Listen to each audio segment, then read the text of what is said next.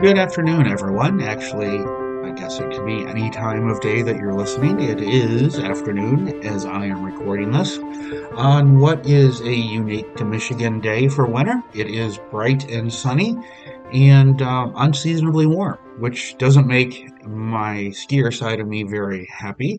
But it was nice to get outside. I did take a nice long walk to enjoy the weather, and that was pretty darn nice.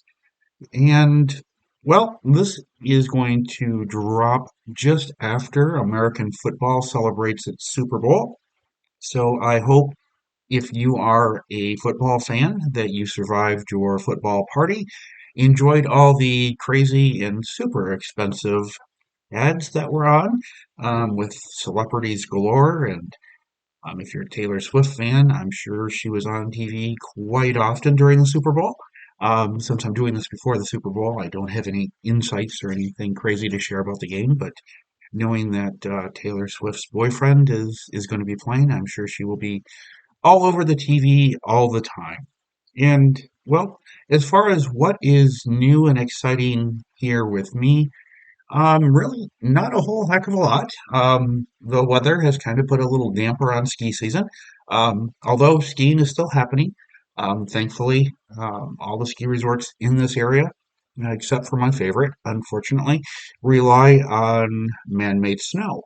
And thus they do have snow, still have a base, still going, which is fantastic. And I'm thinking about maybe playing hooky one day during the upcoming week and taking a day and going skiing before the President's Weekend craziness kicks off when kids typically have a long weekend. And so parents typically take them skiing, which makes the hills and I guess, yeah, we'll just call them hills here in Michigan, very crowded.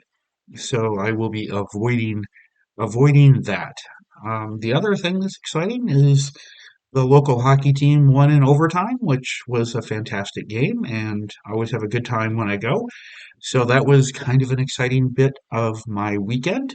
But other than that, it was pretty much the same old around the house. I continued my little project list and updated a few light switches. Not the just the coverings, but actually the switches themselves, which was a surprisingly easy task for somebody who is not gifted with electrical stuff. So I was proud of my accomplishments there. So that's the news here from Lake Wobegon, which is somewhat near uh, Lake Huron and not in Minnesota. If you're familiar with the old time radio show that I'm not sure if it's still on NPR or not. I know that the former host ran amok for some of the things supposedly said or done. I can't remember. It's been a while ago, but I always enjoyed the news from Lake Wobegon. Anyway, let's get into the meat and potatoes of the podcast. And this week we're going to get a little naughty. We're going to talk about bondage. Now, since this is a podcast, I will not be going into techniques and all those things for tying knots because while I'm sure I could find the words to describe and sort of do a verbal walkthrough, it is one of those things which is best learned hands-on. So before we get into it, let's start with learning about doing bondage. It is so super important that if this is something that is your jam or you're thinking it could be your jam, get out there and take some actual in-person classes on it. I know that there are rope enthusiasts in just about every community everywhere, and my community, local in-person community, and when I say local, it's an hour and a half drive, but very much, and I checked around just to be curious and looked at other communities in near major metropolitan areas, which in this world we're all fairly close to something. Not every one of us is. I mean, there are people out there who live in very rural areas. Unfortunate, well, I guess not. Unfortunately, it's their choice. But if you do live, within an hour or two of a major metro area, chances are that in-person community will have classes and workshops on rope. Oftentimes, they will have a weekly. class. My community has a couple of them every week. There's an actual class where it's taught, and then after class, uh, the attendees can sort of practice what they've learned, tie each other up, and work on things. And then one of the other things that the community has, and many communities have it, is kind of a at whatever their facilities are, kind of have a drop-in rope night where people can drop in and ask questions, practice, or have it practiced on them. It's a wonderful part of the community that is very active, and it is very easy to actually take in-person educational classes on this, which I would highly recommend, versus I know it's old-fashioned, the modern way of watching YouTube and then trying it out. So get out there if this is something that you think might be your jam and you want to explore. Get out there and actually take a class on it. Really, it's very important safety wise to do that. So now that that is out of the way, let's talk about why bondage is so popular. Um, First of all, I mean, it allows people to really explore power dynamics, with one person being bound and another person doing the tying up, or multiple people being bound and multiple people doing the tying up, or just one person tying up multiple people. However it works, but it's a great physical way to kind of implement power dynamics. When you're tied up, you are essentially really kind of embracing the submissive side of things. And if you're doing the tying, you are, embracing the dominant or top side of it. And right along with that, it does, if you're in a relationship with the person that you are tying up or being tied up by, it really can give a sense of that, be a physical part of the mental power exchange that happens. Um, Another area where people are really kind of enthralled with rope and bondage is it enhances sort of the sensory experience. By able to restrict movement, it heightens our senses, just like a blindfold heightens your other senses. It does the same thing. Um, and of course, when we have something like this where we are engaging in bondage, it's definitely an expression of trust and an expression of intimacy, especially between partners. So there is always that. It's a great enhancer for trust and intimacy. Another area that's always fun is it's escapism. It's a chance to kind of role play. Um, and so that is always a nice way because, let's face it, bondage is not part of our daily lives. But it is a way to kind of escape from the everyday and engage in some fun role play. And I would be remiss if I didn't say this, but for many people, it does add a heightened state of being aroused sexually. Let's face it, it can be a very intensely enjoyable thing to add to our playtime when it comes to sex. So it heightens arousal. And who doesn't enjoy having their arousal heightened? Um, I would put my hand up and say, yeah, I enjoy having my arousal heightened. Another area is that it is a creative expression. And if you're unfamiliar with it, there's all sorts of different styles of intricate rope, where it's different styles of knots and how people tie them, and they do it decoratively. It is absolutely fantastic. Unfortunately, that is not something that I have the patience for. And that goes back to when I was a teenager. I crewed on a sailboat that raced a couple of times a week. It was a boat that the skipper enjoyed the thrill of racing sailboats. And I crewed on it, and part of my indoctrination or my learning how to do this was I had to learn how to tie, I believe it was 50 some, 53 different kinds of knots. and I found it to be pure drudgery, but I wanted to take part in sailboat racing, so I learned how to do all these different knots, and it was just, oh, it was horrible homework. I was frustrated with it, didn't enjoy it, although I wanted the end result, so I had to do it. It is something that sort of has left me uh, not like I admire others who do the intricate rope work and do the decorative bondage. And looks incredible, sexy, and all these wonderful things. And yet, for me to do it, it would be a non-starter because of that, because my mind would go back to, oh, this is drudgery. Ah.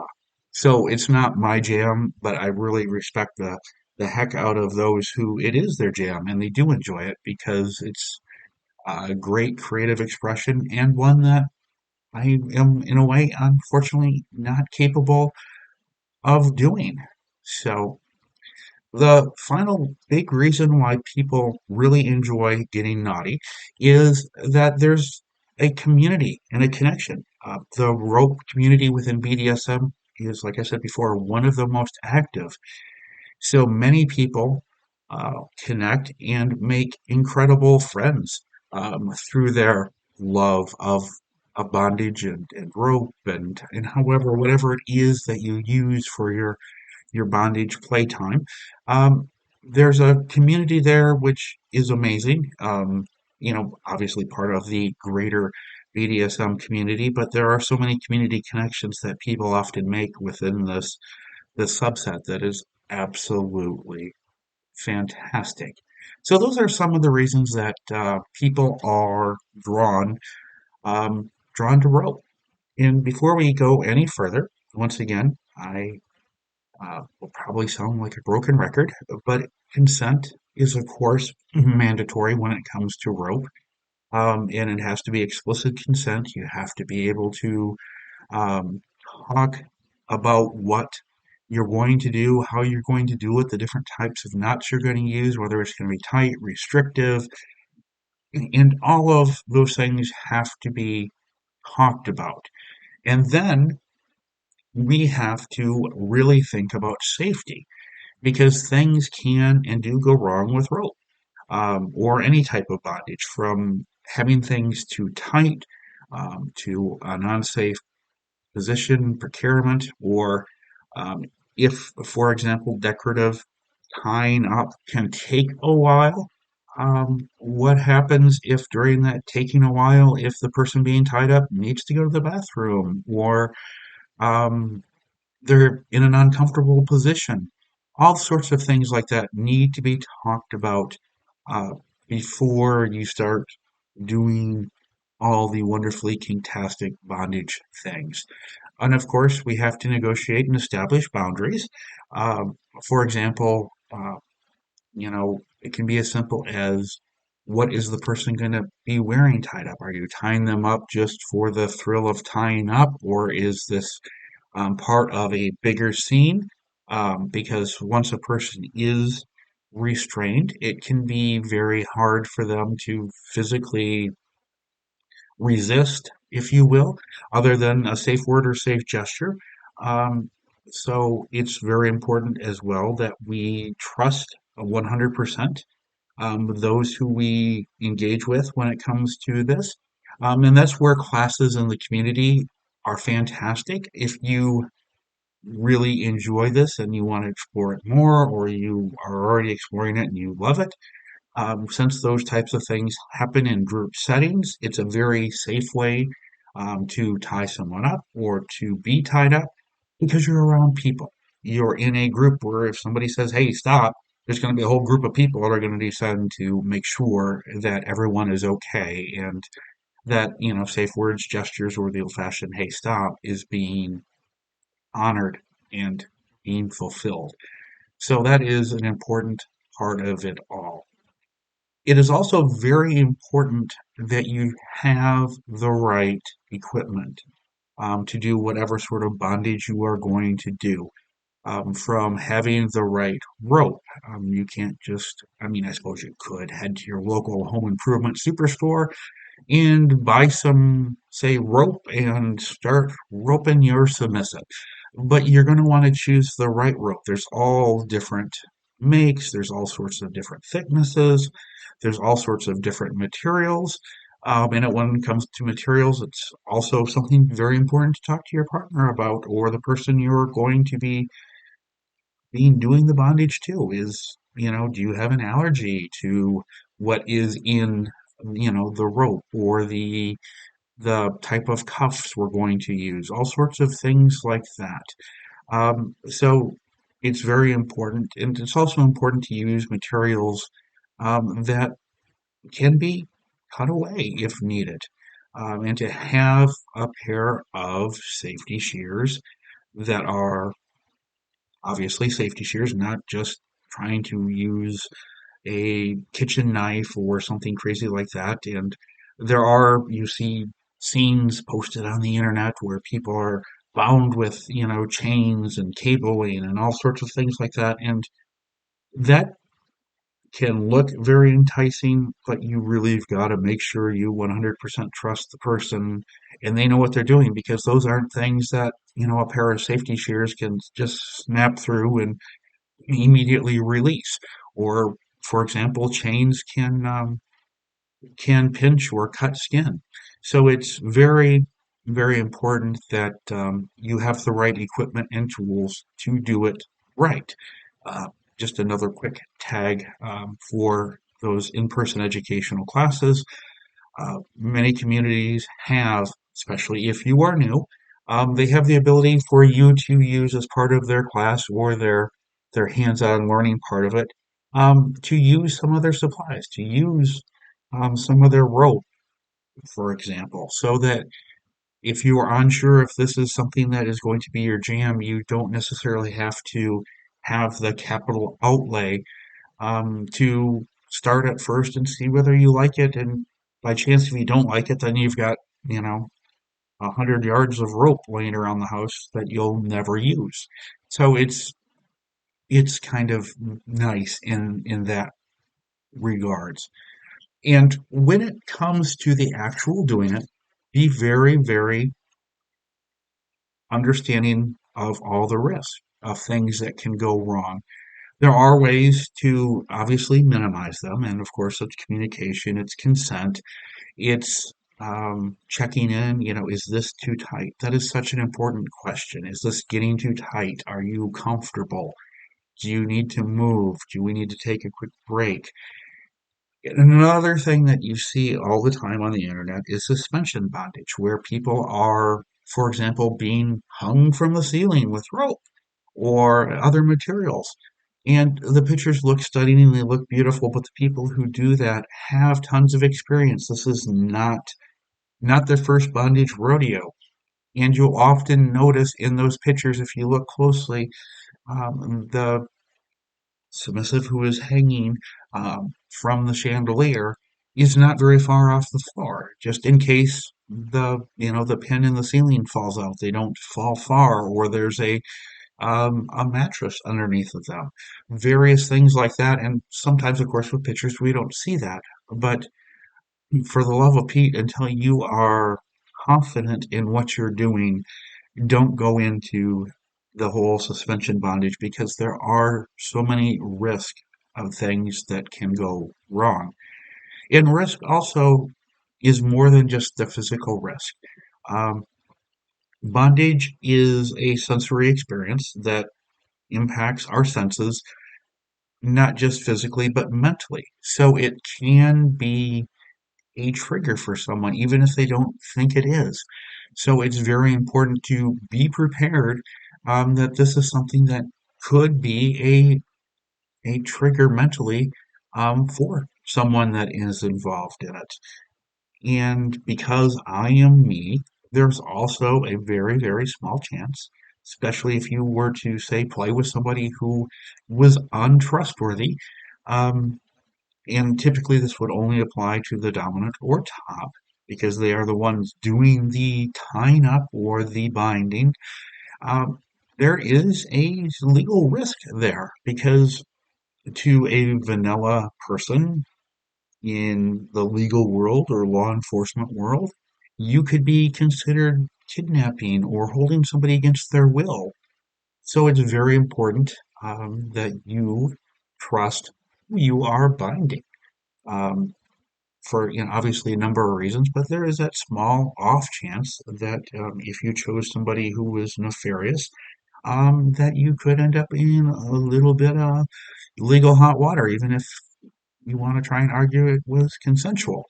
So just know that it's not a like a huge deal or something to get freaked out over, but it is just something that is out there, and you need to understand and consider it. And when you are starting out, um, start with the basics. Don't go crazy. Keep it simple in the beginning. Start with binding wrists to the headboard, or binding somebody kind of spread eagled on the bed where the rope or whatever it is you're using to do the binding might go under the bed. And if you are a sex toy enthusiast, most adult toy stores do carry sort of store kind of pre-made restraint kits, which you can, put under the mattress or run under the mattress, however they work and however you like them. But you can go that route and have something that is fun, but yet also very basic.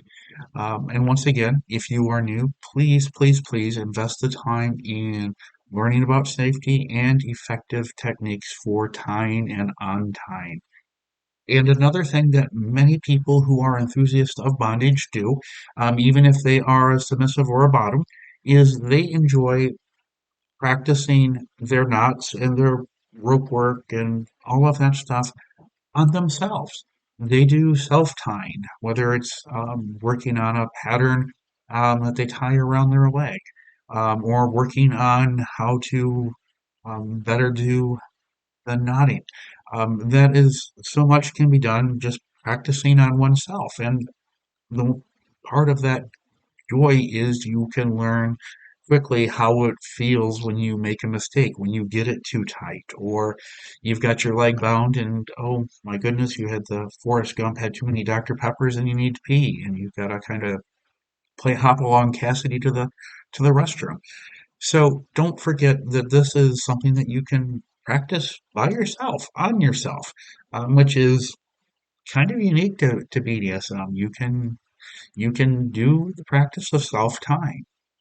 And it is, once again, if you are looking, especially if you're looking to do the intricate decorative things, doing it on yourself is a great way to build your skill and refine your skills without the need of having having to have a partner there to work on those with you.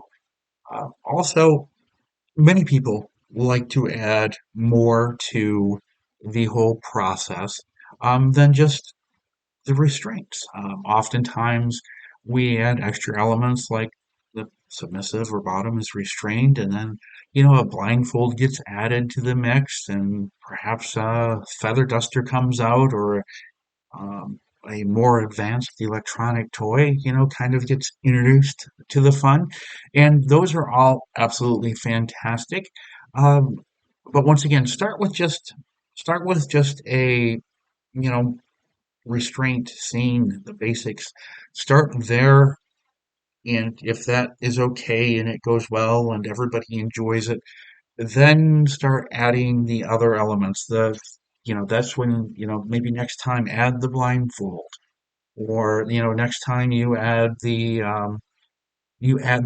electronic enhancement of a toy, and then the next time you add the blindfold and the toy. It's taking baby steps, because one of the biggest pitfalls when it comes to any type of restraints in the lifestyle is people rush to the advanced technique. They try to level up quickly. And this is one of those areas where there is no substitute for having the basics down. If you jump into the advanced world of whether it's more advanced knot, or it's, for example, suspension. You're hanging your submissive from that mythical chandelier. Um, there's a lot more that can go wrong, and if you don't have the basics 100% down pat, you are setting yourself up for failure, which can lead to injuries.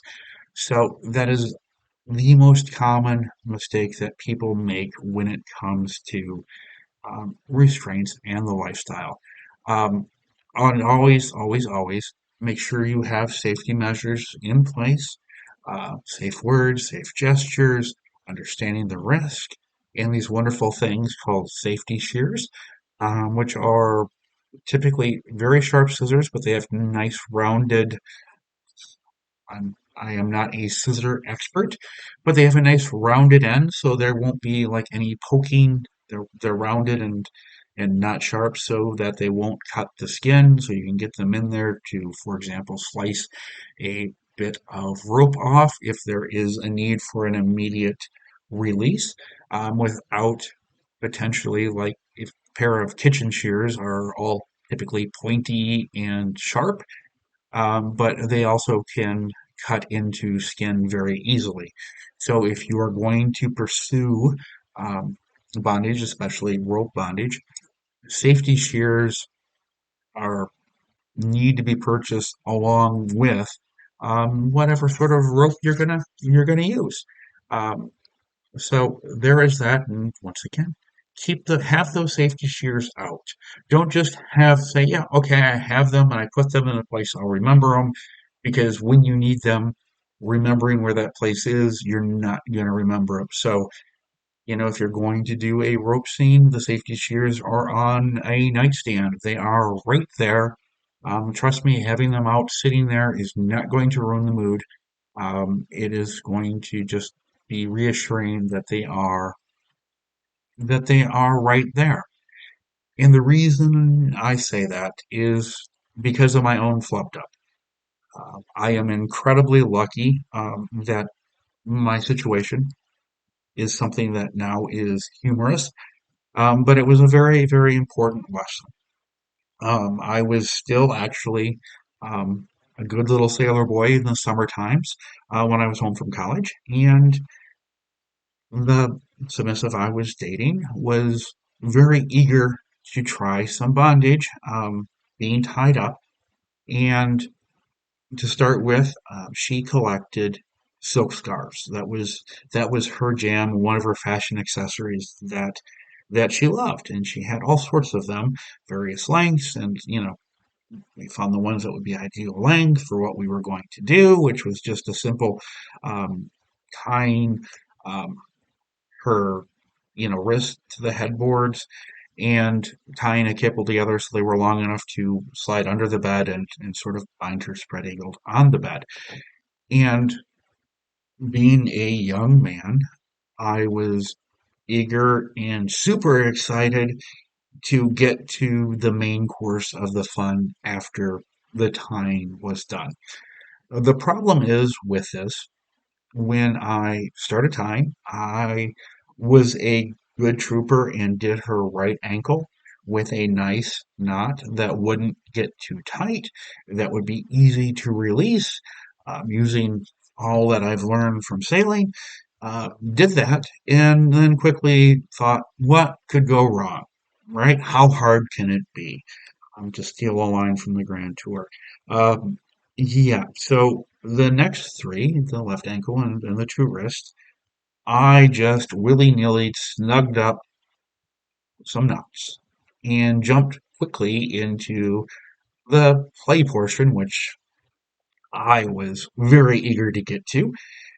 And once we were done with the excitement that we had that night, she shared, I need to pee. I said, okay. And I start trying to untie my makeshift quick knots, to only have discovered that in the course of playing, her straining against the knots had caused them to get tighter and tighter and tighter, and became impossible for me to get undone. She needed to go. So I ended up because I didn't have anything else, grabbing a pair of kitchen shears and cutting those silk scarves up to free her. The lesson, of course, was learned immediately, especially as I tried to work those kitchen shears into the material to slice it to actually get it free off of her skin because the cutting for the run to the restroom was just done so that she still had the knots and the scarves uh, around her two wrists and one leg. So afterwards, it was the challenge of cutting those away without cutting her, which I was successful at. But it was a real eye-opening experience, and the even more eye-opening experience was because I had sliced up um, her things. I felt it was my duty to replace them. So the trip to Macy's the next day to purchase more silk scarves was, yeah, I'm sure the folks at the Macy's credit card loved me that day. But being a semi-starving college student, I learned obviously the lesson of, oh my goodness, what could go wrong on the physical side of it. And then I had we'll call it a financial penalty for my idiocy. So it was really a solid learning curve that carried over with me about what can go wrong and how unintended consequences can happen. Even if we are with somebody that is amazing and we trust them, they trust us, the importance of doing things the right way, doing things the safer ways. So it was very, very important, even though, I did things right, stopping occasionally to check in. Has it too tight? Are you still good? All of those things I did well, except for I, well, call it what it is. I was thinking with the head between my legs rather than the head on my shoulders, and that led to all sorts of problems that thankfully resolve themselves very well and fairly easily, but it could have been a lot worse. What if I had done those knots wrong, and what if rather than you know having them pull too tight for me to get off, what if they had pulled too tight on her, say, wrists, and her hand was turning blue because it wasn't getting blood and it's so tight and I'm trying to it was very much a lesson for me, and it's a lesson that I don't want anybody out there to repeat. And yes, it's something that was able to be laughed at after the fact, thankfully. But at the time, it was kind of a bit of a nervous thing because once I cut her free and she went to the bathroom and came back, and I was trying to get the rest of them off, that's what it started dawning on me about how careful I was going to have to be, and you know, do we have good circulation? The hands aren't turning blue and all that good stuff. Um, I at the time was kind of mortified, that I'd really screwed up, and goodness gracious, this could end up in a hospital visit. And how the heck are we going to explain this? And the mind races, and being a chronic overthinker, it led to all sorts of overthinking on my end, but it did come with the lesson about needing to make sure I knew what I was doing and needed to make sure that I knew what I was doing the right way. And in fact, after that, we did attend some of our community's in-person classes rather than just relying on knowledge of tying knots for, sails and docking a boat and all those things, because while those are great knots, the knot that you use to, you know, s- tie a spinnaker off with is not the same as you might want to use for, tying your submissive to the bed. So it's very important to have the right knowledge base. So really, bondage, whether it's rope, whether it's restraints, whatever it is, start small, educate yourself, understand the risk of it. The other thing with starting with it all too is I would recommend starting with soft things. Start start with the soft things, or if you want to try, say, handcuffs, get the furry handcuffs rather than going with I don't know what the right word would be, police issues steel handcuffs. Start with the soft padded stuff, the soft stuff that is very textile, tactile and feels good, and go soft before kind of going hard. You can always build your toy collection up, but start gentle before you work up to the more intense, more demanding materials, and just keep it sensual more in a way to start with. And it's kind of funny because that whole experience with my bad knots while being naughty taught me that really tight restraint is not my jam, is what I've come to learn over time. And it's not like a carryover from this experience where I don't want to tie someone up tightly or restrain them significantly. But it's the mental side of not having someone tied tightly that I find appealing. And my favorite tool for doing that actually is my neckties. Um, being in the career that I am, I wear a tie quite often to work, so I have a nice collection of neckties. And those are fantastic little things to use for bondage. They're intimate. Um, they're, something that I wear. The same tie that perhaps I tied the submissive up with last night is the tie that I'm wearing to work the next day. And it's kind of a fun reminder of pleasures past to have and to use. And the other thing is I don't, like I said, I'm not a tie you up tightly kind of person. I prefer something where the submissive has to make the choice to stay in their restraint, that they can escape at a moment's notice if they choose to do it. And then, for example, if during playtime their arm comes out of the tie, and which can happen, especially if things are pleasurable and they're not thinking, then it kind of adds the fun part of punishment. Did you mean to free your arm? No.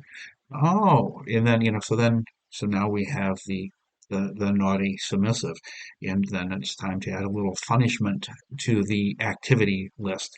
But I digress with all of that. But that's just where I am. I really like the intimacy of something like that versus I guess we could call it the industrial look of, say, rope, perhaps, or mountain climbing gear, um, that sort of thing. But that's my personal take.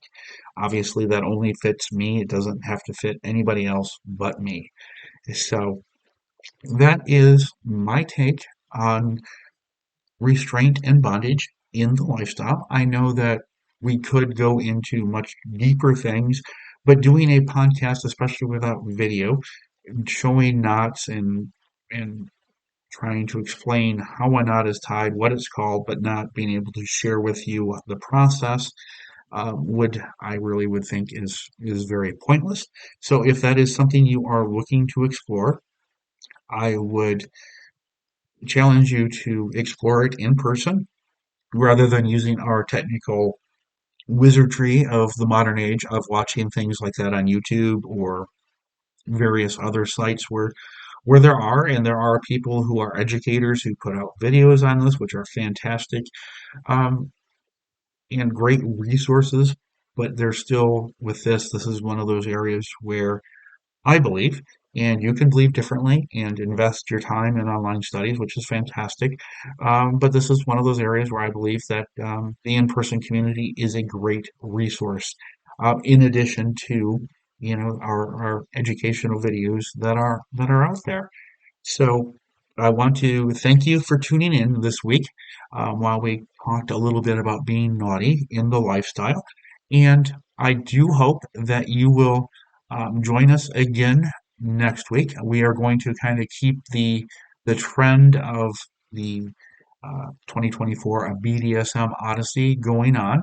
And next week, we are going to talk about impact play. And impact play would be spanking, floggers, paddles, whips, all those sorts of things that make impact with another's body. So we're going to kind of keep being naughty and we're going to move into impact play, which you can add to your restraint scenes if that is something you like and want to grow into. So next week we will get into a very impactful episode, and I encourage you to click follow wherever you are listening. And until next week, have an awesome week, and I look forward to chatting with you very soon.